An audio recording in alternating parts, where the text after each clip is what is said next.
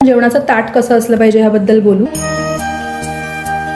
जे काही पारंपरिक ताट वाढण्याची पद्धत आहे त्याच्यामध्ये डावीकडे काही पदार्थ वाढले जातात, उजवीकडे काही पदार्थ वाढले जातात. हाताच्या अगदी समोर असणारे काही वेगळे पदार्थ असतात आणि समोरच्या बाजूला असणारे वेगळे पदार्थ असतात. तो डावीकडचे जे पदार्थ आहेत ते मुळातच कमी खाणं अपेक्षित आहे.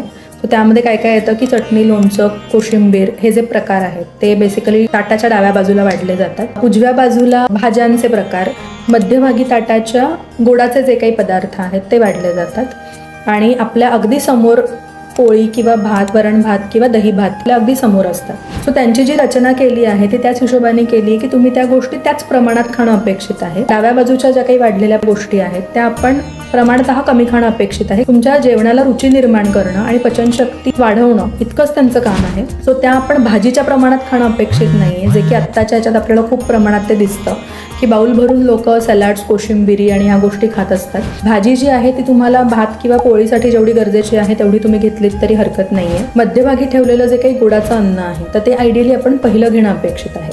आयुर्वेदानुसार मधुर रस हा आपण पहिले खायचा आहे. त्याचं कारण हे आहे की आपण जेव्हा जेवायला बसतो तेव्हा आपल्याला कडकडून भूक लागलेली असते आणि तशी भूक असताना मधुर रस जो आहे म्हणजे गोडाचे जे काही पदार्थ आहेत ते पचवायला जड असतात आपल्या नॉर्मल आहारापेक्षा. सो गोडाचं जेव्हा आपण खातो तर ते इझिली पचलं गेलं पाहिजे, ह्यासाठी भूक चांगली असताना आपण पहिल्यांदा गोड खाणं अपेक्षित आहे.